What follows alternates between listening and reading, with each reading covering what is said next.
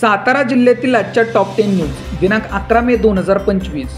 Powered by Lalit tailors. Look good feel good. Suit sherwani jacket बनवून मिळवण्याचे योग्य ठिकाण पवई नाका सातारा. बोगस बियाणे खतांचा पुरवठा होऊ नये याची दक्षता घ्या. शंभूराज देसाई. भारतीय हवामान विभागाने 103% पाऊस होण्याचा अंदाज वर्तवला आहे, त्यामुळे खरीपातील पेरणीचे क्षेत्र वाढणार आहे. या हंगामात बोगस बियाणे व खतांचा पुरवठा होणार नाही याची दक्षता घ्यावी.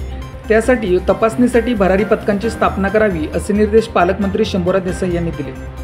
जिल्हाधिकारी कार्यालयात नियोजन भवनात खरीप हंगामपूर्व नियोजन बैठक शनिवारी पार पडली. यावेळी ते बोलत होते. काँग्रेस संपली नाही आणि संपणारही नाही. हर्षवर्धन सपकाळ. काँग्रेसमुक्त भारत ही भाजपच्या आजपर्यंतची भूमिका राहिली आहे, परंतु त्यांच्या हे लक्षात येत नाही की काँग्रेसमुक्त भारत कधीही होऊ शकत नाही. उलट भाजप हा काँग्रेसयुक्त झाला आहे. काँग्रेस पक्षाला इतके सोडून गेले तरी काँग्रेस संपलेले नाही आणि संपणारही नाही. काही अडचणींमुळे नेते इकडून तिकडे जात असतील, पण पक्षाचा कार्यकर्ता हा नेहमीच काँग्रेसबरोबर आहे असा विश्वास काँग्रेस प्रदेशाध्यक्ष हर्षवर्धन सपकाळ यांनी व्यक्त केला. कराड येथे स्वर्गीय यशवंतराव चव्हाण यांच्या समाधीस्थळी अभिवादन केल्यानंतर ते पत्रकारांशी बोलत होते. शेतकऱ्यांचे वास्तव साहित्यिकांनी मांडावे. राजू शेट्टी.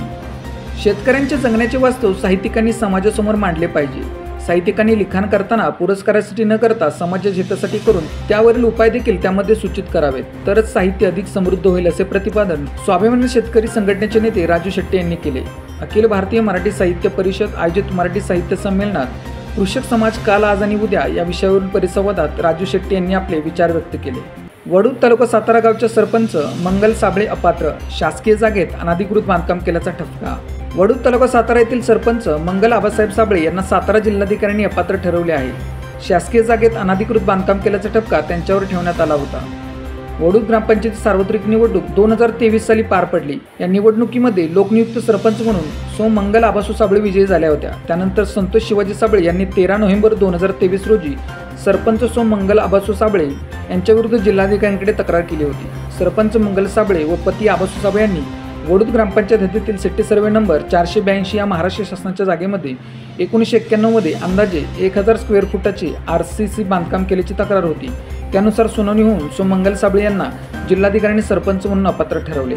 तारकर्ली समुद्रात बुडून साताऱ्यातील एकाचा मृत्यू, इतर दोघांना वाचवण्यात यश. तारकर्ली येथील MTDC समोर समुद्र स्थानाचा आनंद घेत असताना तिघेजण बुडाल्याची घटना शनिवारी दुपारी 12:30 सुमारास घडली. यातील ओंकार अजित शेलार वय 24 राहणार सातारा व आकाश रामदास बेबले वय 24 राहणार सातारा या दोघांना वाचवण्यात यश आले.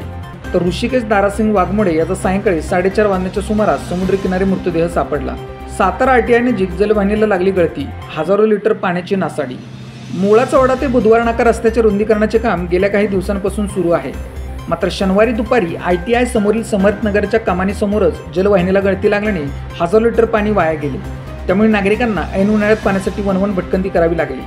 मुळाचा वाडा ते बुधवार नाका दरम्यान रस्ता रुंदीकरणाचे काम बांधकाम विभागाकडून युद्धपातळीवर सुरू आहे. शनिवारी दुपारी समर्थनगरच्या कमानीसमोर JCBच्या साह्याने मातीव करताना खोऱ्याचा जलवाहिनीला धक्का लागला. त्यामुळे जलवाहिनीला मोठ्या प्रमाणात गळती लागली. रस्त्यावरून पाण्याचे लोटचलोट वाहताना दिसत होते. संबंधित ठेकेदारांनी गळती लागलेल्या जलवाहिनीची दुरुस्ती करून द्यावी अशी मागणी नागरिकांच्याकडून होत आहे. विसावा नाका सातारा येथे घरफोडी. विसावा नाका परिसरातील घर चोरट्याने फोडून 15,000 रुपयांची रोख रक्कम चोरून नेली आहे. दिनांक 7 मे रोजी ही घटना घडली. याबाबत रोहित मोहन शिंदे राहणार विसावा नाका पिरवाडी यांनी सातारा शहर पोलीस ठाण्यात फिर्याद दिली आहे. राष्ट्रीय खेळाडू सागर जगदाळे यांचे उपोषण स्थगित. क्रीडा उपसंचालक यांची मध्यस्थी. जिल्हा क्रीडा कार्यालयात अधिकाऱ्यांचा मनमानी कारभार सुरू असल्यासंदर्भात आणि क्रीडा संकुलातील जलतरण तलावाची मासिक फी म्हणून अधिकारी व संबंधित ठेकेदाराचे साठेलोटी सुरू असल्याचा आरोप करत सागर जगदाळे यांनी आंदोलन सुरू केले होते. परंतु या प्रकरणी क्रीडा उपसंचालक यांनी मध्यस्थी केल्यामुळे आंदोलन स्थगित करण्यात आले. क्रीडा संचालक यांनी 2 महिन्यात योग्य ती कारवाई करणार असल्याची माहिती दिल्यामुळे सागर जगदाळे यांनी आंदोलन स्थगित करत असल्याची माहिती दिली.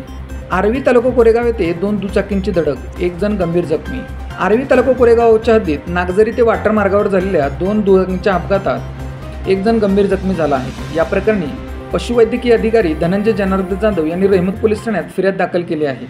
या प्रकरणी संजू जगू चव्हाण राहणार वाटा तालुका कोरेगाव याच्या विरोधात गुन्हा दाखल करण्यात आला आहे. महाबळेश्वर तालुक्यातील 15 गावांमध्ये टंचाई घोषित. सध्या पावसाचे उतरण असले तरी उन्हामुळे भूजल पातळी घटली आहे. त्यामुळे महाबळेश्वर तालुक्यातील 15 गावांमध्ये टंचाई घोषित करण्यात आली आहे.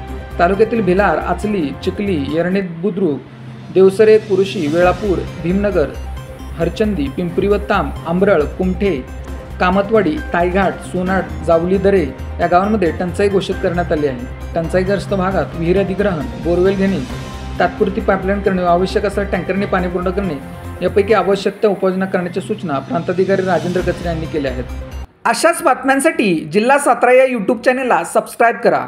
व्हिडिओ आवडल्यास व्हिडिओ लाईक करा, व्हिडिओवर कमेंट करा आणि व्हिडिओ जास्तीत जास्त लोकांपर्यंत शेअर करा.